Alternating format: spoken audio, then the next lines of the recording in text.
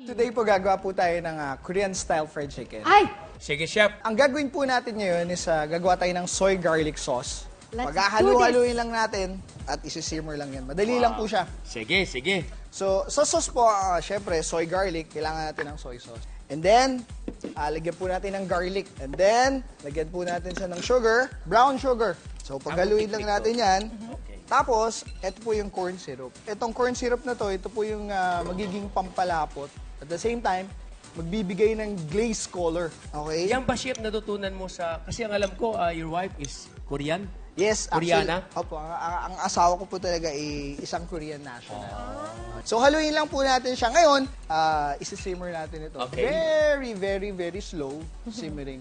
Para po mag-infuse yung lasa ng garlic dun sa soy sauce. Okay. Sabi niyang konting-konti lang kasi kapag nasunog na yun, medyo mapait na, Yes. diba? Dahil Opo. sa garlic at sa sugar. Doon na po tayo sa butter ng chicken. Butter and chicken. Lalagay lang po tayo ng flour lang po. Flour lang.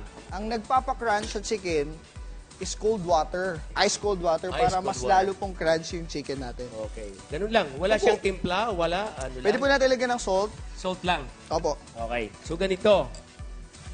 Ayan. Okay na po yan. Okay. So, not too thick, not too Oo. loose. Alin ang fried yung manok dyan, Chef? Ang Yung ginagamit wings? po natin sa chicken for frying, actually, hindi tayo pwedeng gumamit ng breast. Okay. Kasi mabilis siya mag-dry out Okay. pagka prinito. So, So, ang alin ang magandang pipiliin part, mo dyan? thigh part and the Leg. Wings. leg and the wing. Wing ang ayun. pinakamaraming taba. Okay. no? Yes po.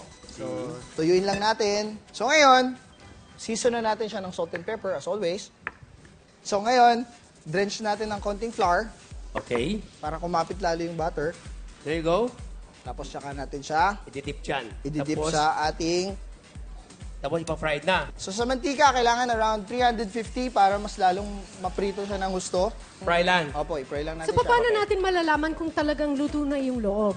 Kinakailangan titingnan mo kapag pinipirito mo at umiibabaw na, lumilitaw na, ang ibig sabihin yan, luto na po yan. Ang ginagamit ko po, chef, ay filet. So, boneless chicken. Mas madali. Para mas madaling kainin at Yes mas po. mabilis lutuin. Mas mabilis lutuin. Nahiya naman ako kay... Chef, salamat, chef. Tatago ko lang, tatago. Souvenir. Ngayon, maglalagay tayo ng sauce, pero make sure na mainit lang siya. Alright? Okay? So, ito na yung sauce. So, ngayon yung sauce na ginawa natin, Yes. kulang pa kasi po ito eh. So, kailangan medyo matagal talaga siya. Simmer lang. Yes, Diba, simmer yes? lang. Okay. Ngayon, meron na po akong gawa dito. Yan na yun. Opo. So, ngayon, tinanggal mo yung garlic. in-strain ko yung Ah, garlic. in-strain. Oh, actually, ito po, kayang tumagal ito for a month. Hop. Okay. Okay. May plato, Chef. Yun na po yun. Yun na yun. Yun na yun. Tapos na yun. Wala Okay. nang iba.